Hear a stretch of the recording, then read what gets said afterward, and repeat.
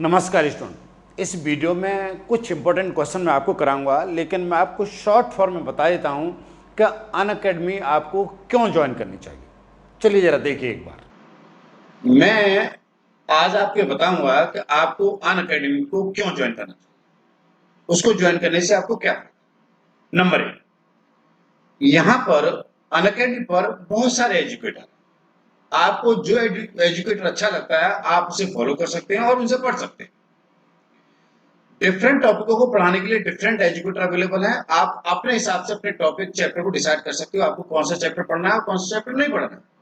Right.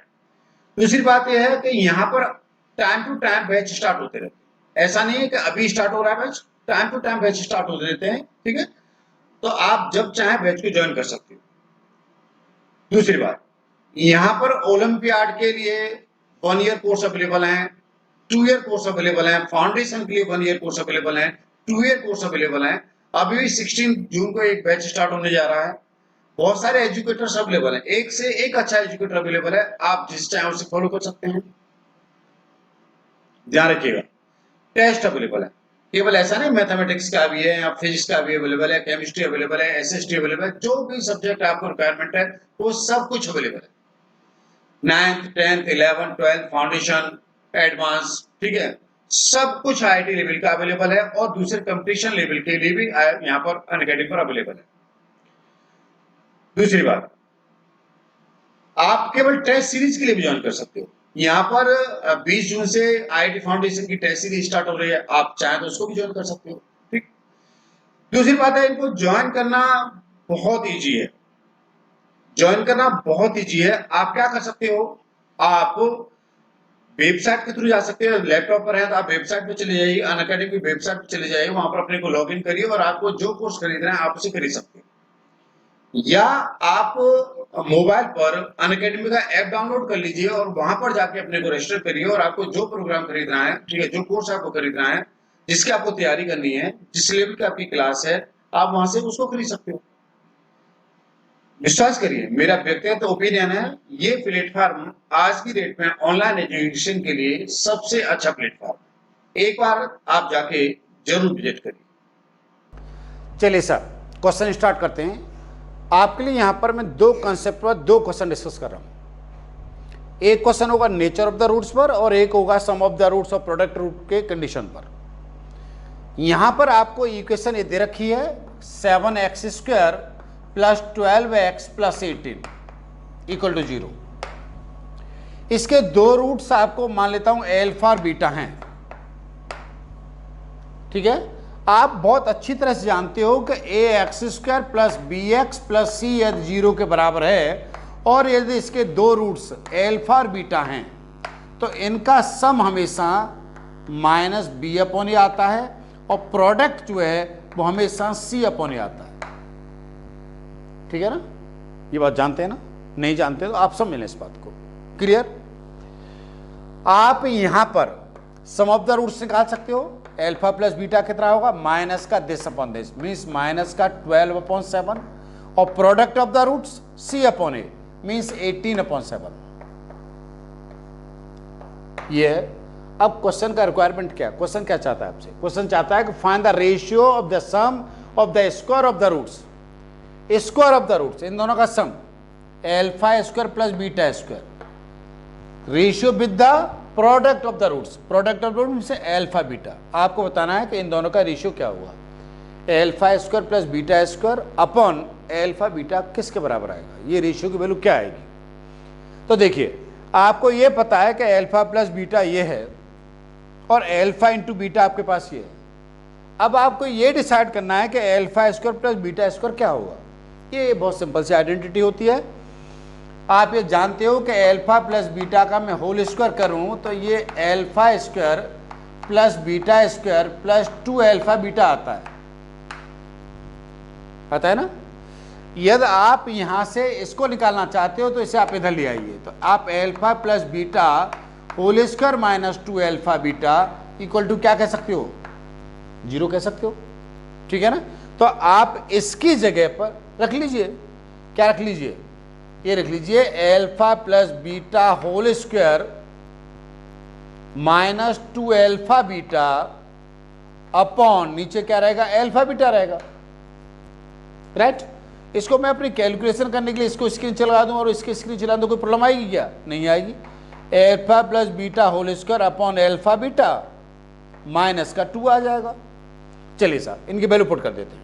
Alpha beta की value क्या है, एल्फा प्लस बीटा की वैल्यू है -12.7, तो ये हो जाएगा 144, 12 का स्क्वायर 144 अपॉन 49, नीचे क्या हो जाएगा, नीचे हो जाएगा 18/7 माइनस का 2 रहेगा। इसको सॉल्व करेंगे तो 144 अपॉन 49 7/18 आएगा, माइनस का 2 आएगा, ठीक है। इससे 7 टाइम कैंसिल हो जाएगा ना, राइट। और भी कुछ थोड़ा कैंसिल करना चाहें तो कर लें, क्या हो सकता है, देखिए 6 से आपके पास ये 12 × 12 है, 6 से ये कितने टाइम जाएगा, 24 टाइम जाएगा, और 6 से ये 3 टाइम जाएगा। ये 6 से जो कैंसिल होगा वो कितने टाइम कैंसिल होगा, 24 टाइम। 6 से 2 जा 12 और 6 4 जा 24 आ जाएगा और यहाँ पर 3 आ जाएगा। तो नीचे जो आ जाएगा सॉल्व करने पर ये आ जाएगा 24/21 माइनस का 2, ऊपर कितना रहेगा 24, नीचे क्या रहेगा 21 माइनस का 2।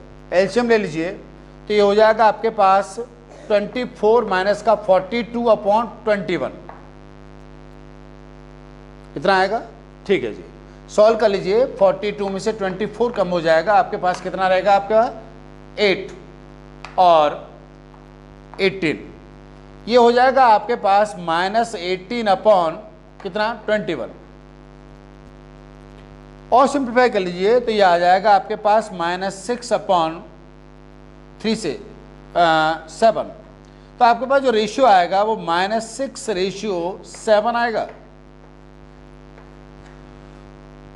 क्या रेशियो आ रहा है इन दोनों का, इन दोनों की जो वैल्यू का जो रेशियो निकल के आ रहा है वो -6:7 आ रहा है।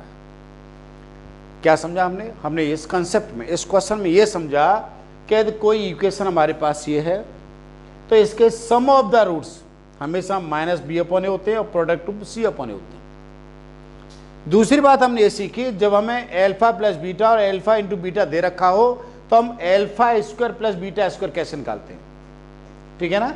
Alpha square plus beta square ये किसके बराबर हो जाएगा, ये जो वैल्यू आएगी इसको इधर लाएंगे तो ये एल्फा स्क्वायर प्लस किसके हो जाएगा, बीटा स्क्वायर के बराबर आ जाएगा। तो alpha square plus beta square की जो वैल्यू है, ठीक है, यहाँ पर alpha square plus beta square की जो वैल्यू है उसे आप इतना पुट कर सकते हो, इतना पुट कर लिया, नीचे क्या रहेगा एल्फा बीटा रहेगा, इनकी वैल्यू पुट कर दो, एल्फा पर बीटा इतना है, एल्फा इंटू बीटा आपके पास इतना है, तो आप इसे सॉल्व कर सकते हो, ठीक है। एक बार इसे कॉपी करिए, उसके बाद एक क्वेश्चन मैं आपको और बताऊंगा। यहाँ पर मैं आपको एक कंसेप्ट समझा रहा हूँ, देखिए कंसेप्ट क्या है, कंसेप्ट ये है बेटा कि यदि ax² plus bx plus c equal to 0 है, यदि इसके दोनों रूट इक्वल हैं, इसके रूट एल्फा और बीटा आते हैं, यदि दोनों रूट इक्वल हैं, एल्फा और बीटा दोनों की वैल्यू सेम है, कहने का मतलब है x की केवल एक ही वैल्यू निकल के आ रही है, ठीक है। तो उस कंडीशन में हमेशा b² - 4ac की जो वैल्यू आती है वो 0 के बराबर आती है। देखो आप ये जानते हो कि इस इक्वेशन को सॉल्व करने का फॉर्मूला होता है -b plus minus under root b² - 4ac/2a, यही फॉर्मूला होता है ना। यदि यहाँ पर प्लस का साइन लेते हैं तो x की एक वैल्यू आ जाती है जिसे हम एल्फा कहते हैं, भाई प्लस का साइन लेने पर जो आंसर आया वो एल्फा हो गया। यहाँ पर माइनस का साइन लेके जो आंसर आएगा वो बीटा हो गया। तो इसलिए हम यहाँ पर दो वैल्यू आती हैं x की, x की दो वैल्यू आएंगी, एक वैल्यू को एल्फा और दूसरी वैल्यू को बीटा कहते हैं। यदि ये रिजल्ट ही 0 हो जाए, b² - 4ac 0 हो जाए तो x का केवल एक ही आंसर आएगा -b/2 है। क्या आएगा, केवल एक ही आंसर आएगा, और एक आंसर कब आएगा, क्या कंडीशन हो गई कि b² - 4ac 0 के बराबर होगा। जब ये 0 के बराबर होगा तो इस इक्वेशन के केवल एक ही रूट आएगा, या आप ये कह सकते हो कि दोनों रूट सेम आएंगे, एक ही बात है। ठीक है ना। तो फॉर लिख लें, for equal roots, equal roots क्या होगा, बी स्क्वायर माइनस 4ac जो है वो 0 के बराबर होगा। अब आपको डिसाइड करना होगा कि इस इक्वेशन में जो आपको दे रखी है 2x स्क्वायर माइनस का 2√6x प्लस में और प्लस a इक्वल टू 0 में आपके पास a क्या है, ध्यान रखिए a ये है, b ये है और c ये वैल्यू होती है। यदि यहाँ पर मैं a न लिखूँ k लिख दूँ, आपको कन्फ्यूजन हो, मान लेता हूँ k, find the value of k, ये ऐसे भी हो सकता है, ठीक है।